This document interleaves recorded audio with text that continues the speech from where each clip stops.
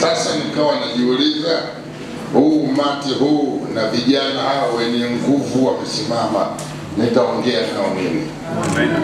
Ningekuwa kama utaenda kuongea na wazee wale, hawana tatizo, unazungumza mambo ya hadithi tu, hapa leo unabariki. Lakini vijana hawa ni wadadisi wa maandiko. Amen. Vijana ambao wamekwenda shule, sema amina. Na Mungu amewasifia. Ninawapenda vijana kwa sababu wana nguvu. Wana nini? Wana nguvu. Hilo kitendo tu nimeona pale mtumishi wa Mungu Mazembe amezungumzia, nikaona kama ameumaliza ujumbe wangu, sema amina. Na nikamsikia pale mtumishi wa Mungu Sekalala jinsi alivyokuwa amezungumza na busara ambazo amezungumza Bulldoza Mwamposa. Basi nimesema mimi nitaongea kitu gani mara, lakini vile vile nisipokupa mstari nitaonekana kama nimeshindwa. Jina la Bwana bariki. Watu wakwambia bwana mzee mzima kaja lakini ovyo, sema amina. Labda nikupe tu mstari mmoja mfupi, nikijua kwamba wewe ndio nguvu ya kanisa. Ninaliheshimu sana kanisa la Baptist. Haleluya. Limeleta uamsho mkubwa sana duniani. Na kuzungumzia kwa dunia.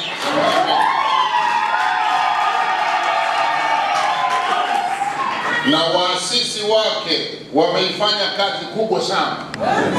Amen.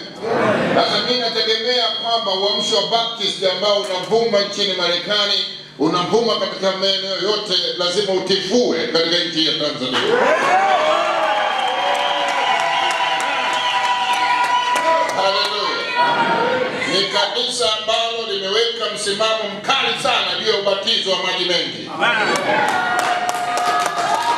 Na hawajasita, hata kama wamewakutana na watu wenye elimu zao, watu wenye uwezo, hapana, utaingia tu kwenye mto Songwe.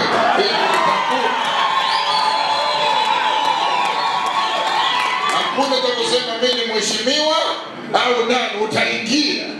Kwa maana mto Songwe uliwekwa kwa makusudi hayo. Sema amina. Amina. Mungu akawatumie. Sema amina. Hii mito yote ambayo imezunguka hapa, Mungu amewapa nyinyi ili mkawaloweke watu na kuwainua. Lakini hamtawaingiza kwenye mto Songwe. Sema amina. Bila nyinyi kuwa na msimamo na kulielewa. Ndio hapo sasa nataka nikupe mstari mmoja mfupi tu katika kitabu cha Luka ile sura ya 4 mstari wa 18. Haleluya. Nitasoma kwa Kinyakyusa alafu nitaendelea kwa Kiswahili. Sema amina. Amen. Luka chapter 4 verse 18. The Spirit of the Lord is upon me, because he has anointed me to bring the good news to the poor. He has sent me to proclaim release to the captive and recovering of the sight of the blind, to set free those who are oppressed, to proclaim the favorable year of the Lord. And he rolled up the scroll and gave it back to the attendant and sat down. And the eyes of all people in the synagogue were directed on him. Haya ni maneno ambayo Yesu Kristo aliongea alipoingia kwenye sinagogi. Nazungumzia neema ambayo Mungu ameweka katika kanisa la Baptist. Usijizuie neema hiyo. Na wala usije ukalegea, sema ukaleta mfumo wako usioeleweka. Haleluya. Nazungumzia na watu ambao wanaelewa umuhimu wa maji mengi. Haleluya. Kulifuata agizo la Kristo. Amen. Hata Yesu akawatokea wale wanane hao, akaingia Mafarisayo, watu ambao wenye elimu zao, ambao wanajua maandiko, wamesoma Taurati katika muda mrefu sana. Yani hao walikuwa wanazuoni wenye kutoa tafsiri za maandiko. Na Yesu alipokutana nao akawaambia, akafungua chuo cha nabii Isaya. Akasema Roho wa Bwana juu yangu kwa kuwa amenitia nini? Mafuta niwahubiri wenyenyekevu habari njema, kutangaza mwaka wa Bwana uliokubalika na siku ya kizazi cha Mungu, kuwafariji wote wanaolia na vipofu waweze kuona, wenye shida waweze kufunguliwa. Alipomaliza hapo limetimia kwenu leo. Sasa huu ni wakati wa vijana wote wa Baptist kuangalia maandiko na kueleza watu maandiko haya yanatimia kwenu leo.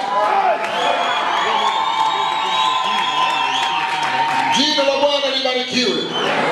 Nasema jina la Bwana libarikiwe. Pia akaambia Roho wa Mungu yuko juu yangu. Sema amina. La kwanza vijana alikuwa anawaambia hivi, the Spirit of the Lord is upon me, for he has given me an assignment. Yes. Roho wa Bwana yu juu yangu, amenipa majukumu ninayojui. Kuna vitu hivi vitatu lazima uvielewe. Usipovielewa tutavurugana. Sema amina. Haleluya. Kuna doctrine ambayo tunaita ni mafundisho ya Biblia ambapo Baptist original wanayo. Haleluya. Lakini ukiwa na mafundisho peke yake, haleluya, bila kuwa na vision haiendi. Kuna doctrine ambayo ni mafundisho, alafu kuna vision ambayo ni maono. Sema amina. Lazima uwe na maono. Umezaliwa kufanya nini? Na vijana wetu wengi hawana maono. Yaani amekaa tu anakuwa magogo inaelea sehemu. No. Doctrine unayo. Umefundishwa miko yote. Unaelezwa jinsi Mungu anataka kufanya kazi. Hapo mimi sina tatizo. Tatizo ni kwenye maono. Umezaliwa kufanya nini? Ndio maana Yesu akawaambia wale jamani, Roho wa Mungu juu yangu, lakini mimi majukumu yangu ni 1, 2, 3. Wewe majukumu yako ni yapi? Katika maisha ya kawaida na katika ulisaidia kanisa la Baptist. Na unaelewa pasipo maono watu fanya nini? Waangamia. Na Biblia inasema mwapotea kwa sababu hamyajui nini? Maandiko. Hata lazima uwe na maono. Maono ndio vision. Ukiwa na maono hutasumbuliwa. Hata mtu akikwambia bwana umechelewa kuolewa hivi na hivi, unamuuliza swali, ilikuwa niolewe lini na nani? Usipotee kitu kama hivi. Mimi sio embedodo. Sema amina. Nimezaliwa ninayo maono. Uwezo ukaniambia tu umechelewa kuolewa, ilikuwa niolewe lini? Niolewe lini? Usilete ujinga. Mimi ninayo vision. Ninajua hapa nimetoka, ninakwenda kumaliza form 4, ninakwenda kumaliza high school, ninakwenda kuwa daktari. Sema amina. Hakuna mtu atakayekatisha maono nilionayo.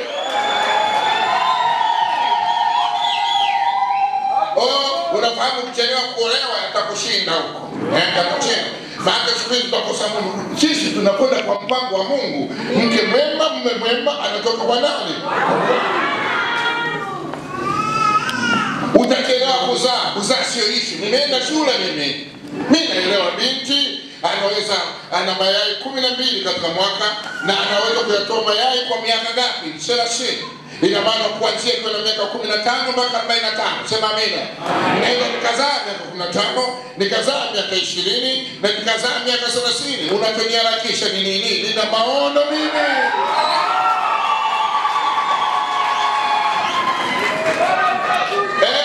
Hapana, mimi niko form 2, nina maono. Binti ambaye mwenye maono hawezi kupata mimba form 2. Binti mwenye maono hawezi kupata mimba form 6. Binti mwenye maono hawezi kupata mimba JKT. Anayo ndoto, anayo ndoto. Hata wewe unasikia unapata mimba ovyo wale kwamba hawajui wanakwenda wamekaa kule. Wanaishi kwa kubahatisha. Sema amina. Wanaishi kwa kufanya nini? Kubahatisha. Ndio shida sasa. Ndio nabaki tunaandiko tu usizini, usifanye nini. Hivyo mwenye maono hawezi kuzini mwanangu. Hazini kwa sababu anayo ndoto. Anayo nini? Ndoto. Kwa sababu anajua kabisa Mungu amenibariki mimi. Naweza kuwa na mayai kuanzia miaka 15 mpaka 45. Haraka nini? Ndio maana unakuta mabinti wengi huko, watoto 4, hela hana, jamaa kamtoroka, anauza ubuyu. Binti mzuri, sema nini? waliokuwa ngangari wanaangalia vision, wanapita wajua hata kucheza disco, wamekaa sura kama wanaume. Wakishaanza kazi tunaona hao na mavieto. Uchaguzi unao. Ndoto yako ni nini? Doctrine sina tatizo, wachungaji wanahubiri wapi? Na najua hapa doctrine wote mnakwenda kujifunza. Mtaelezwa jinsi ya kwenda hivi, watu kuambia jinsi ya kupata mchumba na nini. Ngoma hiyo bwana. Hapo ni uchumba hapo, mbinde hapo. Amen. Maana hicho unachokililia hicho mbele yake kuna condition. Ewe mwanaume umpende nani? Mkeo. Ewe mwanamke umtii nani? Mumeo. Sasa yule akiviolate ngoma itakuwa nzito. Ndio maana lazima ujisikishe. Binti lazima uwe na vision. Alafu hata kama unakwenda kuolewa unakwenda kama Merikebu. Biblia shehena. Ya unakwenda na elimu yako, unakwenda na Biblia yako, unakwenda na kila kitu. Huko unapokwenda mawifi wote wanakuheshimu. Sema amina.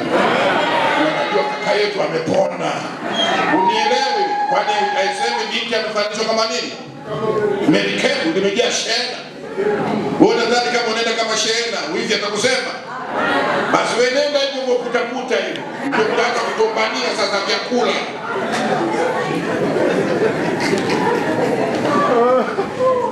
Ni maombi ya mnajua mabinti mkae kama Merikebu. Mimi sina wasiwasi na wewe kuhusu mafundisho. Mafundisho unayo, sema amina. Na doctrine unayo.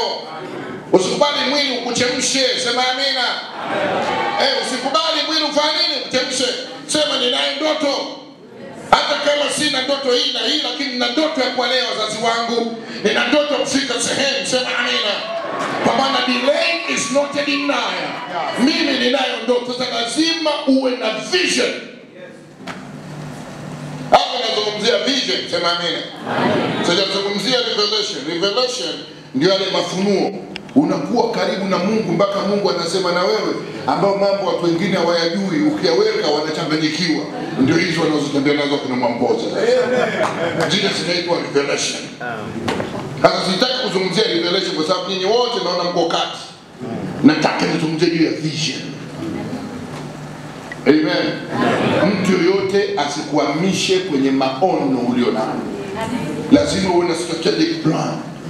Unajua kama mimi naenda hivi, lakini naomba Mungu anisaidie nikimaliza high school, nataka nikachukue medicine, nikitoka hapo, haleluya, ndio nifanye kazi hivi, alafu nije nifanye nini? Nitafute familia. Kwa nini unakuwa na direction inayofanya nini? Kuongoza. Chochote kinachokuja hapo katikati ni mwila. Lakini kama una vision unakwenda kubahatisha tu. Ndio maana unakuta mabinti wengine wanajiumiza, wanajikuta wamelala na watumishi wa Mungu. Yeye sasa ndio kupokea ubao.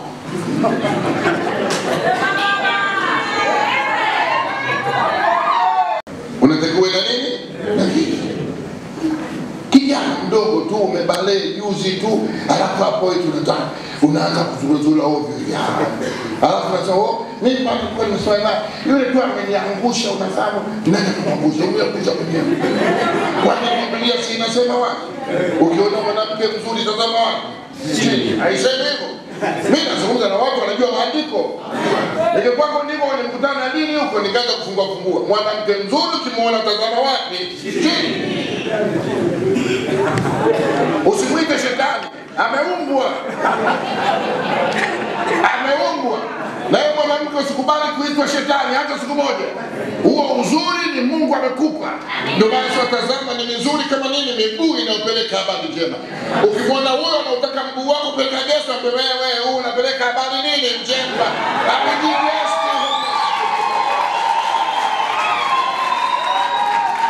Ukimwona mwanamke mzuri tazama wapi? Chini. Na Mungu alikuwa anajua, sema amina. Huyu jamaa hata kitazama chini itakuwa shida, sema amina. Paulo anasema kwa ajili ya zinaa mwanaume asimsalimie nani? Mwanamke. Sasa Sasa hivi kama ana perfume nzito itakuwa. Baadhi wengine wanalewa na perfume, sema amina. Unatazama chini unaangalia unaweza kubonyeza na changanya. Ndio wasema ufanye nini? Ukimbie. Mnaelewa maandiko haya? Wewe kutazama chini umeshindwa. Kukimbia umeshindwa. Unamlambuje binti aliyeumbwa na Mwenyezi Mungu? Walipata Yesu akamuuliza, sasa inakuwaje hivi na hivi? Yesu akampeka swali, akaambia jicho lako kugusa nini? Ngoa. Yeye mama kutazama chini anajua utakuta unapofungoa kabisa uwezo kusema. Yaani ile kuonyesha seriousness. Sasa ukiona mtu yote ameanguka kwenye makosa hayo, ameataka mwenyewe. Wala usimzidie shetani wala binti aliyeumbwa. Bali mwanamke kuwa na nywele ndefu kwa kinifahari. Na miondoko yake ni tofauti. Sema amina. Tofauti. Ukimwona anatembea binti, anatembea miondoko yake tofauti. Tofauti ni mwanaume. Tofauti. Leo hii kuna wanaume wazuri kabisa, lakini wanatamani kubadilisha jinsia. Na hiyo yote kwa sababu hawana nini?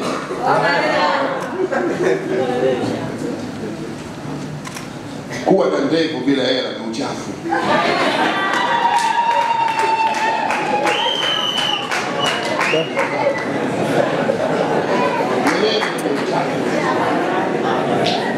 Unatakiwa ufanye kazi. Sema amina. Fanya kazi uingize fedha. Maana fedha ni jawabu la mambo nini? Ni sawasawa na binti kuwa na fedha, kuwa na kucha ndefu kwa ile ya kupewa, ni aibu.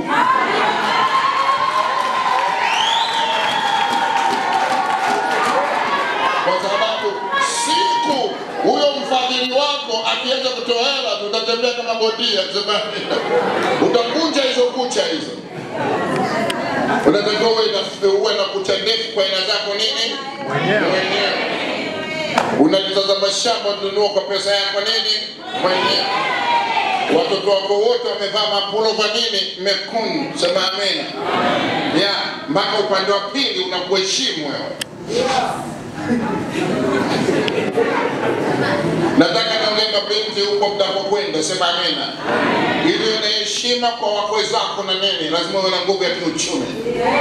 Kesi yoyote ukipeleka utashinda, sema amina. Lakini kama hauna nguvu ya kiuchumi na kuambia kumshtaki mwenzako huwezi, sema amina. Maana wao wenyewe wanamtegemea wewe, unaenda kumshtaki ndio mfadhili wao. Utashinda kesi wewe.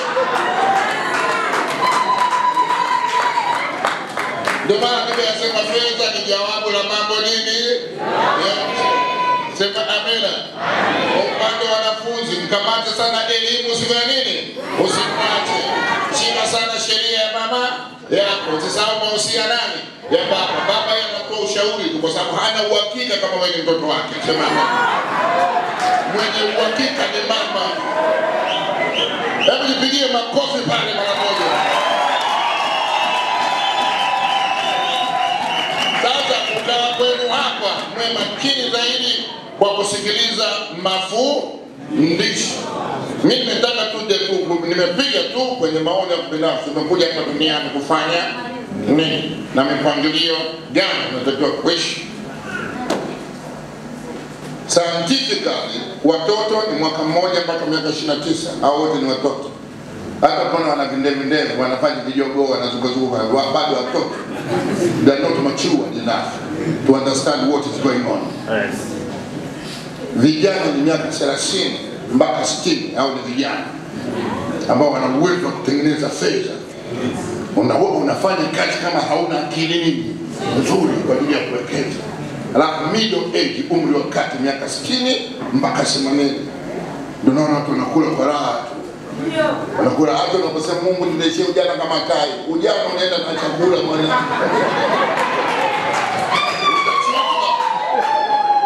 Waangalia wote wanasoma nao huko vijijini wamechoka vibaya na maombi wanayo. Sema amina. Lazima ulaji uwepo, sema amina. Kuna vyakula vya kujenga nini? Mwili. Alafu vya kutia mwili nini? Nguvu. Na vingine vya kulinda nini? Mwili. Hii inaitwa balanced diet. Sasa unakula chakula cha aina moja, tunaondoka unanenepa tumbo, miguu imekataa. Unakuta nyama kwa ajabu. Mungu anasema mtarejesha ujana wako kama tai, sema amina. Atakuwezesha unakula vizuri. Na huko kula kote vizuri lazima ufanye nini? Kazi. Mithali 3:12 nasema ya kwamba mimi najua kuna jambo jema nitakula na kufurahi na kufanya kazi. Maadamu anaishi tena ni karama Mungu kila mmoja aweze kula na nini? Na kunywa. Hiyo sura yako umeiharibu mwenyewe kwa sababu ya kutokufanya kazi. Hiyo imeharibu. Mpaka mnakuta mtu anasema sije mimi nimechukua sura ya baba, unataka kuchukua sura ya nani? Ukiona mtoto wa kike mahala popote anatisha, sema amina. Unajua amechukua sura ya babake. Ukiona kijana yote anapita anasumbua handsome, amechukua sura ya mama. Muulize mwenzako, muulize. Tatizo lako wewe umekosa nguvu ya kiuchumi ya kuboresha hiyo sura.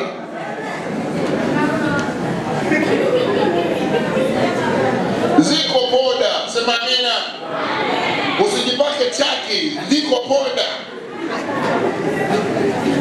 Usijipake mafuta ya samli, kuna mafuta ya ngozi. Kuna sabuni za kuogea, sio sabuni nyingine za makazi yule. Wewe umejaribu mwenyewe. Alafu unakuwa na hasira tu mpaka baadaye unatoka matumizi ya ajabu.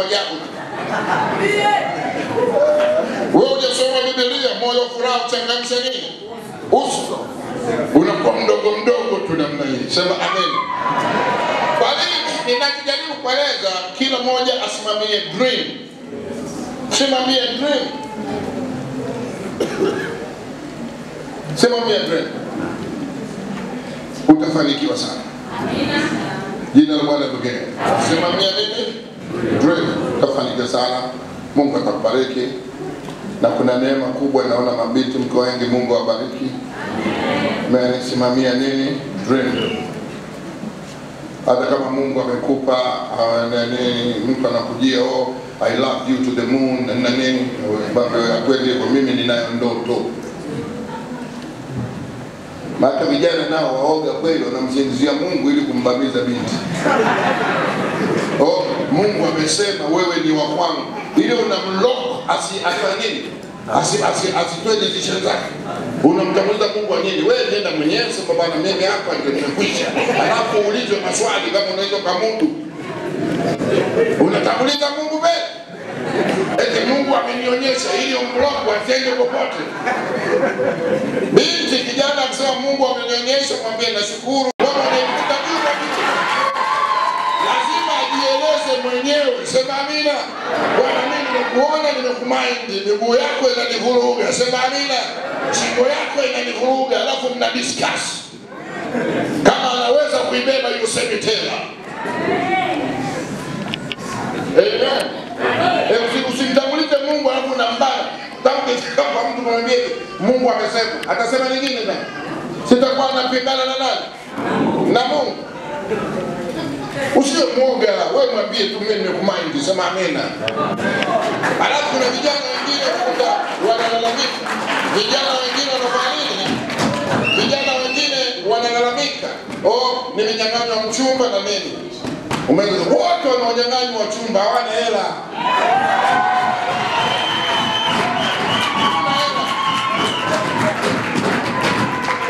Na tatizo watu wasiokuwa na kazi.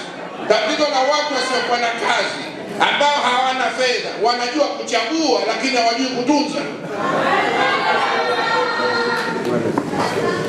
Wewe umepata mchumba wako mzuri tu, mnakwenda naye vizuri, ndaga mmefurahia naye. Umekuwa mkavu tu. Hamzungumzi vizuri, hakuna vitu vya kuvutia. Hapo kuna jamaa mwingine amekaa wala maombi anachukua figo ya BMW namna hii. Anachomoka.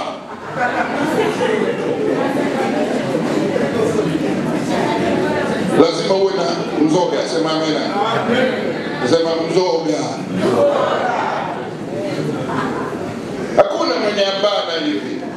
Na binti hata Mungu akupatia mtu anakuambia sijui nini, mmoja Mungu usiende na Mungu, angalia kama kitu kinafanya nini? Unahitaji mtu ambaye ana hofu ya Mungu alafu ana creative mind. Hata kama hana kitu chochote, mtapanda juu. Amen. Usimwangalie Marieta amevaa vizuri anachobua. Hiyo suruali kanunuliwa na mjomba. Sema amena. Kanunuliwa na nani? Na mjomba. Nilikuwa nimewagusia pale, labda nikupe msali mmoja nifunge hapo. Sema amena. Nisije nikachelewa kwenye ndege kule.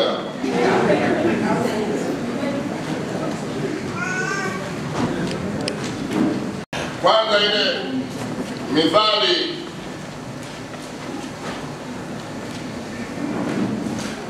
kitabu cha Mithali 24 ile 27, vijana mpo? Maana uzuri wa vijana unawakumuta tu, yani kitu chochote. Ukikuwa wazee hapa unatafuta maandiko ya ustaarabu kidogo. Amen. Lakini kwa vijana wewe unalipua kwa sababu hebu sema ni neema hiyo. Hiyo mstari 24, tengeneza kazi yako huko nje. Tengeneza kazi yako huko nje. Jifanyie kazi yako tayari shambani. Jifanyie kazi yako tayari shambani. Ukishajenga nyumba yako. Ngoja, kuna koma hapa. Ukiisha, jenga nyumba yako. Umeona ngoma hiyo? Taratibu, Jengeni nyumba. Mkakae ndani yake. Kapandeni bustani. Mkale matunda yake. Endelea mwanangu. Oeni wake. Mkazae wana na mabinti. Kawazeni wake. Wana wenu. Mkawaze waume. Binti zenu. Wazae wana na binti. Mkaongezeke huko. Wala msipungua. Sasa anasema jengeni nini? Nyumba. Lima nini? Mashamba. Haleluya. Alafu ndio unaenda kuoa. Usiniteni mko, sema amina. Wewe usije ukafanya makosa ambayo sisi tumefanya. Sisi tumekuja kuyarekebisha kwa sababu tulikuwa tujue maandiko. Tuliwahi kuoa, hata kazi hatuna, ndio tunazunguka sasa yetu kutafuta nini? Kazi, tunajenga nyumba uzeeni. Mimi naeleza hizi ili kuwalinda. Amen. Bado tutakuja hapa. Mimi zako wewe unaniambia nitulie, sema amina. Fanya kitu kinaeleweka. Unajenga nyumba, unalima mashamba, pesa unayo, alafu unaoa, mtoto anazaliwa juu ya noti.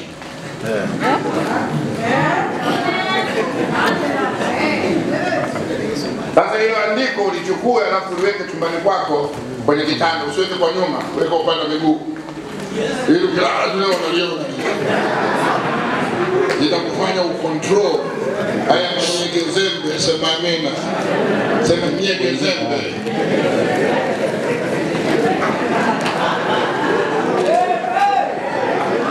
Mimi naomba Mungu awabariki sana. Kumbukumbu la Taurati Bishop ile 28 ile mstari wa kwanza mpaka wa 3 anasema mtabarikiwa wapi? Mjini.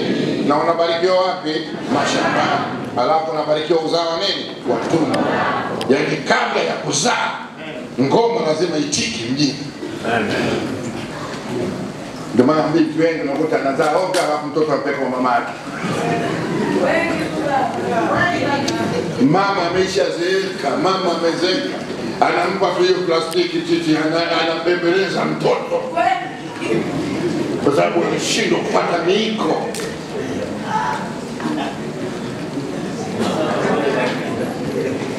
Binti amechangamaa, angalini.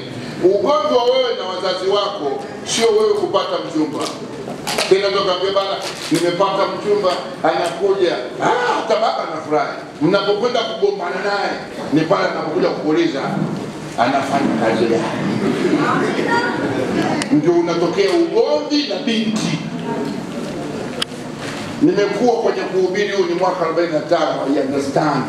Ugomvi ni kwamba anakuja kusema baba anakuuliza, ya safi mtamu mwanangu umepata rafiki? Ndio. tulisoma naye huko, hatukuwa naye JKT, hamna damlete.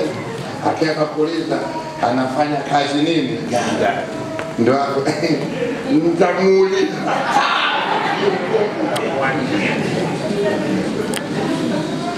Kwa sababu baba yako hawezi kubali, amekutunza wewe kwa miaka 18 20, alafu unaletea zigo lingine tena, atapumzika lini?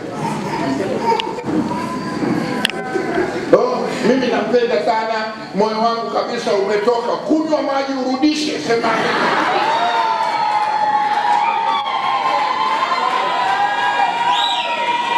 kwani hujasoma Biblia inasema moyo mwanadamu ni kiumbe nini? Yani kila kitu, yani mambo yote namuona super ego. Lakini ile binti akamwambia bwana, nimepoteza siku zangu. Kijana mbea kazi tafute. Abalatoa, kuna jeni mlango hapo.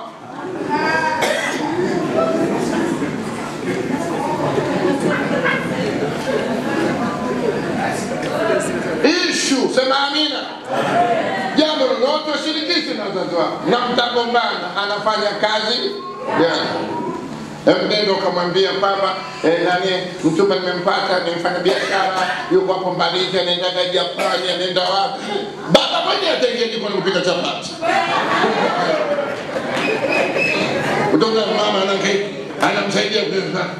Huyu pengine ni daktari, sema amina. Huyu ana nini? Ukieleza vile vitu, unaona mzee mwenyewe anasaidia baba. Lakini mwenyewe humjui. Nitamuuliza, sema amina. Na yeye mwenyewe ukimuuliza na kwambia unafahamu vitu vya umeme ni vya ndani tu, unafahamu. Mimi niko usalama wa taifa. Ovyo, usalama wa taifa si polisi na wenye uzunga sana. Weka transparent. Ndio. Ndio maana nasema lazima uwe na vision. Yaani uwe na malengo. Kuchelewa sio nini? Kukataliwa.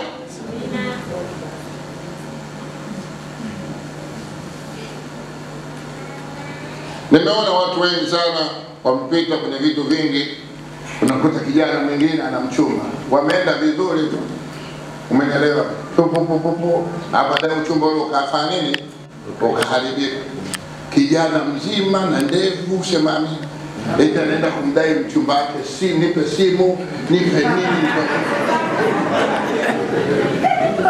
Unashindwa na Yusufu fundi seremala. Yusufu alikuwa hajaenda shule, alikuwa fundi seremala. Lakini mchumba wake alipogundua na mimba, sema amina, aliamua kumwacha kwa nini? Kwa siri, ili asimvunjie nini? Heshima. Wewe mchumba amekuliwaza, umekuwa na raha mji mzima hii miaka mitatu yote, ulikuwa unaona raha tu, unaona raha, alafu unaenda kumnyang'anya. Unafahamu ukiwa na mchumba unampenda kabisa, yani hata ukipigwa na wazazi wako una thank you.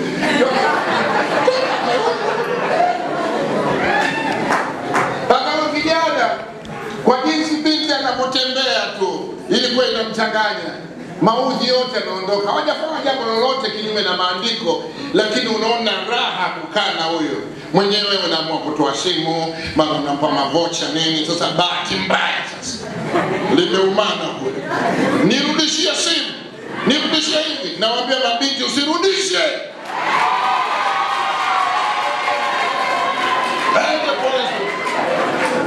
Ule muda aliyoutumia wa kwako, mama anakutafuta kutumia umsaidie maandazi, haupo, ataulipa. Ule muda aliyomfanya yeye anatembea vizuri Mbeya, anatamba, ataulipa. Na wewe usishindwe na Yusufu, sema amina. Beba ndani, kwa maana hujui kesho itakuwaje. Umeumizwa Jumanne lakini Alhamisi inakuja, sema amina.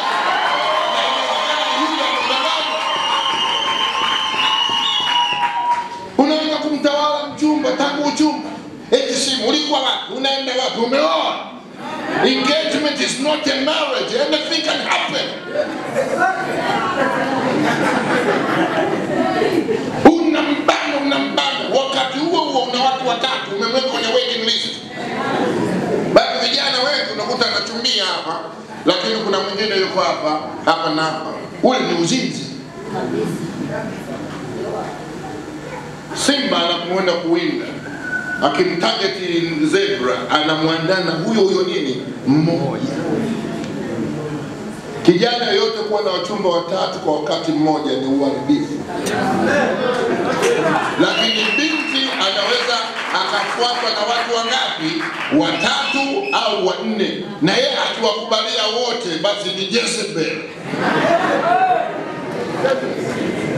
Unaweza kufuatwa na huyu, kufuatwa na huyu, kufuatwa na huyu, lakini usitoe uamuzi wa haraka. Tuulize kaka kuona. Na majeraha mengi watu wameyapata kwenye nini? Mambo ya moyo.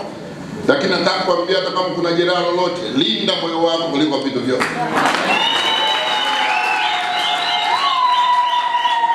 Na binti ikatokea kuna kijana amemsumbua alafu ameghairi, muangalie Mungu. Inawezekana Mungu amekuepusha kwa shari. Binti yoyote mwenye maono atakuwa na msimamo. Kijana yote mwenye maono atakuwa na nini? Na msimamo. Unaposema kwamba ninakupenda sana,